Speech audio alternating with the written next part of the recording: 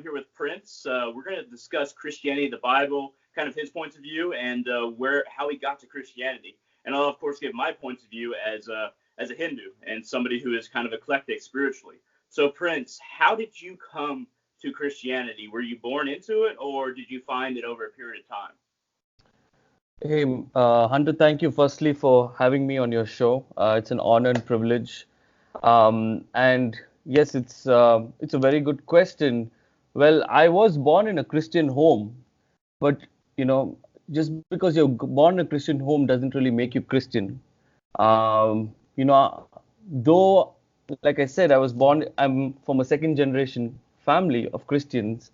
I didn't really do anything for God. I never really, all of this was just a concept to me.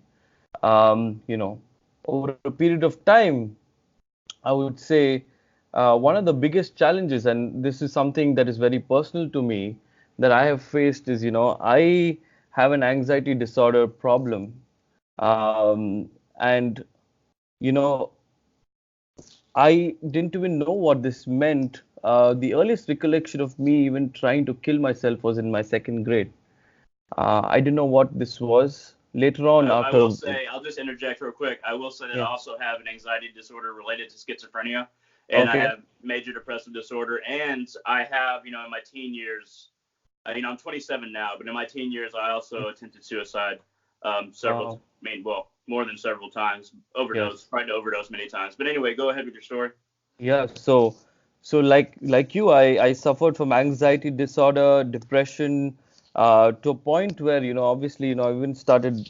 I used to be a big alcoholic, but I thought that would numb the problem. But actually, what would happen is it would compound and bring it back even harder. So I knew at some point there was a signature deep within, and I believe it's there in all of our hearts that there is a signature to seek God. I never really did anything for Him. For example, I'm a musician in the side. I play music. I play the bass and the keys. My mother put me in, Western classical music, hoping that I would probably play in the church. I went the exact opposite direction. Yeah. I played for some of the biggest bands. I play rock and metal. I'm a metal bass player. So Prog metal. what bands are you? What bands are y'all sound kind of like? Like if you had to compare your band to another band, or is Yeah, it kind of?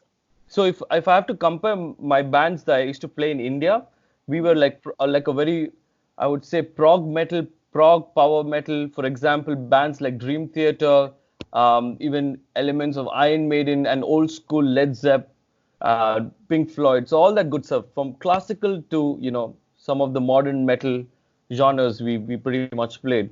So I'm very passionate about rock and metal. So anyway, my story translates to me coming here to the United States. A lot of incidents took place, especially centered around the anxiety disorder. And it came to a point where life was unlivable. I thought I had been able to deal with it, but my relationship issues, my job issues, my visa issues, all translated into me literally coming to a point where, again, I wanted to kill myself, and I needed needed some help. During this whole period of time, I think last 2 years back, I went, I got connected to this church through this pastor named Pastor Emmanuel Thomas. I never really wanted to be part of the church, but then I tore my ligament. I came to the United States in 2014. I tore my ligament, sorry, 2015 Jan 2nd. Tore my ligament around that time frame, and you know how difficult it is. I'm from Dallas, and without a car it's very difficult to get around, and he was patient enough. I could see there was something different in him. He would take me to my university, take me back, take me to the what do you say, the hospital. Never once did he say a no to me. And I always have this desire thing within me, whenever there is someone who does something for me, I would always want to do something for them. And funny enough, they needed some help with music. And I said, hey, I can try my hand with music too. I had no idea about the Christian musicians like Chris Tomlin or Lauren Daigle. No idea. All I know is, metal and rock. So I said, how difficult can that be? So I started playing the church, and slowly I could see things change in my life.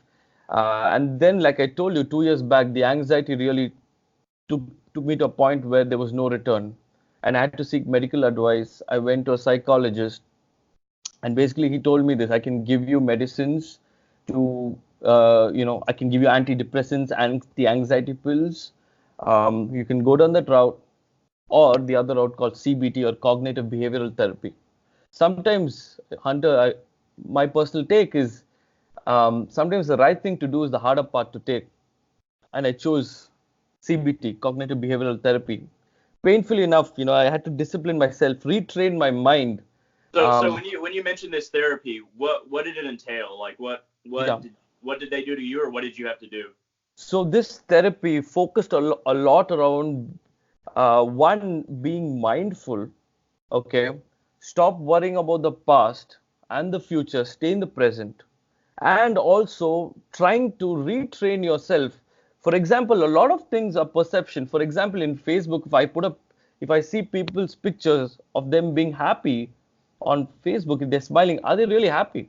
Right? You should ask yourself that. And many times we assume, yes, they are happy, they're living a good life, but many times it's not the case, right? So those things, right? CBT is in the end comes down to a behavioral change. So you basically list out, hey, these are the things that I perceive. Now the question is it true or not? Is it factual or is it not? And that is where I slowly built this very analytical sense, though I always had it because I come from a very strong math and science background. I have a computer science engineering degree. I've done my master's in analytics. So I'm a very analytical, very scientific guy. So, this journey also is partly in that process making me being more analytical too, to analyze the facts for myself to see if it was true or not. And painfully enough, uh, the last 2 years back, that journey started, and I'm telling you, after 29 years of my life, finally broke the anxiety disorder, the shackles of anxiety disorder.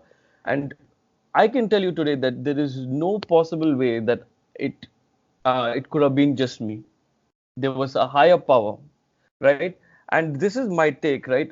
Everybody, like, when they look at questions around life, meaning, morality, origin, they come to this based of either faith, experience, or facts. It could be in different order. For me, the experience came first, the anxiety disorder, and then I had to have faith that something would happen, and then it did. I believe it was a miracle of me breaking those shackles, because I see so many of my friends. My very close friend has bipolar disorder, he has OCD, and he still struggles, and it breaks my heart, honestly. But the point being, I was able to break that shackle. One of the things that pulled me down. And finally, now I started seeking the facts. And my last 2 years of my life has been that journey of finding the facts to say, hey, is this true, what I have experienced? Is there some historical, scientific backing to this? And definitely my conclusions have really strengthened my faith and belief. And for the first time, I believe that now I am truly a believer. I am a Christian. And the last two So you years feel of my like life, let me you trust. feel like it was a process to become a Christian. You can't just be born into it, correct? Exactly. You cannot be born into a Christian. You cannot be born as a Christian, though you're born in a Christian home. And it's very different if you think of some of the other, major world religions. For example, Islam, they say you're born as a Muslim. But as opposed to that, in Christianity, from what I've come to understand, you're not a Christian. You're born into being a Christian. I really feel like in every single religion around the world, Hmm. there's going to be a large percentage of people that say, okay, I Hmm. was born this, born that. I mean, Agreed. I've heard it from Christians, I've heard it from Muslims, I've heard it from Got it. Hindus. Hmm. Though I consider myself a Hindu, I do not think that Hinduism is remarkable in that regard. A lot of the Hindus that I talk to are saying basically they were born that way, or they'll say they really found it after they started to understand it and find their connection to a higher power, perhaps a Got spirit it. beyond creation. Got it. Um, I I wonder, is a lot of the proof that you have for your own beliefs, Hmm. is it experiential? Is there like is there like a big segment of your personal proof? Is it experiential? And does that have like a big backing to what you believe? So that's a very good question. So bringing the point back to the faith, experience, and facts, it is not just experience, but it's also, from what my research has shown me, is solidly grounded on facts. You know, for example, some of the tests that people do when you ask questions around life, origin, meaning, and morality, right? There are three main things that tie in. One is logical reasoning, right? Does it logically make sense? You take facts A, B, C. When you put them together, do they make logical sense? Next is empirical. You know, empirical is basically if you're able to empirically prove that these things are accurate. It could be a scientific process of experimentation, or it could be based on inference. And then finally, experiential relevance. Do they correspond to reality, or is it some abstract concept? So when you take these three things and you run a test on Christianity, what I have come to the realization is it actually stands these three fundamental tests to explain a questions. lot of people, whether let's just use an atheist example, they would say the Bible and Christianity is not logical. That okay, we have this. I don't know what your beliefs about. I'll just use hell because it's a very stark example. So even just logically, not even looking at if there's other books to back up the Bible, or if hell has a history that we believe in, despite the Torah not having this idea of hell, which goes back further than the Bible, of course, meaning the Old Testament, all that. But a lot of people would say, okay, why would a good and just God send somebody to hell forever? You have a finite time on this earth, and then to be given an infinite punishment for a finite crime it's hardly just. A lot of people would say it's even torture. This is one of the many reasons I think besides me actually studying reincarnation and finding examples of reincarnation, that makes more sense as far as God giving us other chances after we are punished. I'm not saying that God will punish you. I'm just saying that he won't punish you eternally for a finite crime. And part of this question, I've also been trying to find the answer. What is it about heaven and hell, right? And like I said, I'm pretty analytical in that sense, right? For my research, this is what I've come to understand.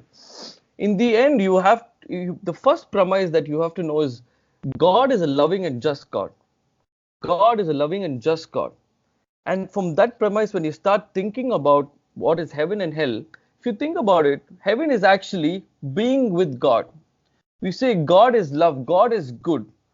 When you talk about bad, when you talk about sorrow or misery, it's the absence of good. It's the absence of, happiness. So basically, all the triads, the negative triads is the absence. If I have to draw an analogy, think of light in a room. When there is light, the room is illuminated, but the absence of light is darkness. So in the same way, hell is the absence of God, absence of all that is good. Now the question would come to someone to say, why would God put someone there? If you think about it, it's not just putting someone there, but putting them there for eternity. Because I do believe in a hell as well, but I don't think it's possible for somebody to be sent there for eternity, because then you never have the ability to use what you learned to basically do the correct thing after being punished. So I think we should narrow it down to that question. And So I'm coming down to 2 points over here, right? 2 points that I wanted to make over here. One is God, at least the God of the Bible, is so loving that he gives you, everybody has free will to choose whether you want to accept him or reject him. So he's so loving that there's one commentary which says, God says, either you can say, hey, God, let your will be done in my life, or God says the other way, because I love you so much, let your will be done, let my will be done. What is my will? Whether I want to be with God, which is all that is good, or the absence of God, which is hell, right? So that is my first point of the concept of heaven and hell, the presence and absence of what all that is good and all that is not, the absence of all that is good. Now the second point in terms of reincarnation, yes, it is a great point, right? Of God giving you multiple opportunities for you to Well, I mean, Uh, I feel like we haven't narrowed down to the question. Do you think hell is eternal? Do you feel like a choice being made mm, where mhm. okay, you choose to not be with God and then you're stuck with that choice for eternity? Is that what you think will happen? Or because there's a lot of Christians that do not believe in eternal Yeah, damnation. it is eternal. Why? Because think about it, right? We have all our life to accept or reject God. And if you think about it, right, God gives you free will. Why is it that Christ came and died for us? If you think of the heart of the gospel, it is about unconditional love. What do you mean by unconditional love? Wherein there is no, God didn't do something because you did something for him. No, he loved you first, as opposed to the other way around. So that's why all the sins that you committed, though you had to rightly be punished, he says, hey, you don't be punished. I will come die for you. I'll take the blame. All he's expecting for you or me is to believe in him, to So accept what he I did. think I have 2 points based on that. Mhm. So you believe there's only one correct religion? So let me put it in the other way, right? From what I have been doing my research, right? Like I came back to that very own point of from my faith, my experience, and the facts that I have been doing my research on over the last 2 years. What I've come to understand is, definitely, there is every religion has some truth to it. Superficially, all the religions seem similar, but fundamentally everything is different, right? Now the question is, there's a verse in the Bible which says, Jesus says, if you're truly my disciples, you will follow me, then you'll know the truth and the truth will set you free. So the point is, right, you go your journey, state the facts, put the facts down, and then you decide for yourself what is right for you and what is not. In my opinion, from what my research I have done, I believe this seems to be the true path. Okay, so my second point Mm-hmm. based on what you said is that it's really a question. So do you believe that a group of people who have never heard about Jesus Christ or God, do you think Mm-hmm. that they're destined to go to hell? Do you think that you have to let's say you've never even seen a Bible or Yes. Heard Yes. about Jesus. True. Let's say you live in a tribe. Yes. Will you be sent to hell for eternity or is that even fair? So again, coming back to the premise that God is a just and a holy God, right? He's more just than you and I think, because He's the one who created us. He came and He died for us. Now the point is, it's a very valid point. But what we forget is, right, even in the Bible, firstly, the first point is everyone has a signature. Everyone tries to seek God in some shape or form. That's why we either accept or reject God. Now, the second point is there have been so many, since there has been so many cases where God has appeared as a vision or God has appeared to people from different races. Even if you think of Paul, he was out to persecute and kill Christians, but on the road to Damascus, Christ appeared to him and his life was transformed. So we So do not know. do you So think that we these do. tribes will get visions and then they'll have a choice? That's what I'm trying to say is, right. We do not know. We do not know, but we know that God is a just God, and He will do that is just. So my point. Mhm. I can't agree with the Christian idea of a just God being just. So we'll have to disagree on that. Um, But why do you my say so? What is your uh, reasoning behind that a to say just there is no God just? a just God would not. I mean, I'm just coming back to the basic point. A just Yeah. God would not send somebody to hell for an eternity, never to be given another chance. A just Okay. God to me would be like, okay, you get another chance because okay, you learned your lesson, you get another chance because He has that power.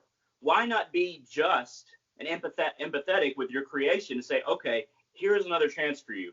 And there's been plenty of case studies of people who have lived past lives. If you really dive into recounting the past lives, you'll find thousands of cases. Now, So. I could Mhm. go from case to case giving you each case, but it doesn't take that much research to find. So So, here's. Mhm. Go on. anyway, Go go on. ahead. Definitely. See, your question is obviously based upon the whole concept of, the karmic cycle of life, death, rebirth, right? You're trying to break the karmic cycle based on the Hindu pantheistic view of life, right? Ultimately, what you're trying to do is you want to seek moksha or nirvana to be one with God. Now, the point is, right, at what stage, with certainty, can you tell me that you will break this cycle and ultimately be one with God? I don't think you may So think it you is are a you may you it's a may think no that you're no no no Handa, it's a rhetorical question. Basically, what I'm trying to say is, right, if you think about it from a just perspective, in your case, right, in the Hinduistic view of life, you're always going through this whole cycle, at some point trying to break this whole cycle to ultimately reach moksha. Whereas through what is learning, and then true, moksha, running, ultimate agree, moksha is of course oneness with God. So in Christianity, you agree. have the idea that you're always going to be separate from God. You're never going to be one with Him. So But the in Hinduism, mhm. you actually merge back into the source from which you come. So in the end, there will only be God. But in Christianity, there seems to be always this division. so This is something that's a problem for a lot of people that doesn't make sense to us as far as Christianity goes. so coming back to the whole this whole cycle, right, of death, birth, and rebirth, right? Firstly, there is no certainty. No one can say with certainty when they will become one with God. But in the No one Christian can say world, with certainty if they'll go to yes, heaven either. no, So but yes, the certainty is this. The certainty very clearly written in the Bible, right? If you believe in Christ. So let okay, me but finish. any Let me finish. any So book can say mhm, if you believe this, you'll get this. Any book can say that. I mean, you can be yes, certain very based true. on what that book says, but other people True. believe other books. Even a book of Exactly. complete fiction can say, okay, if you do this, you'll get this, and you True. might not get it. True. So a book providing evidence for itself within the same book isn't very convincing. So, As far so that's a very good question again, right? So then you have to come back to the authenticity of the Gospels itself, written by the Gospels authors. how do you Now, prove the authenticity? How do yeah, you so prove the that's authenticity? that's a very good question again, right? And I don't know how much time we might actually go time, but let We me have try two to and a see. half minutes, so just keep on. I'll let you Okay, talk last, and then we'll end it. But then I'll keep on talking to you okay, halfway in perfect. the video. So you know. Sounds But good. anyway, go ahead. Sounds good, right? So firstly, right, in terms of the authenticity, right, now first you have to figure there are two pieces of it.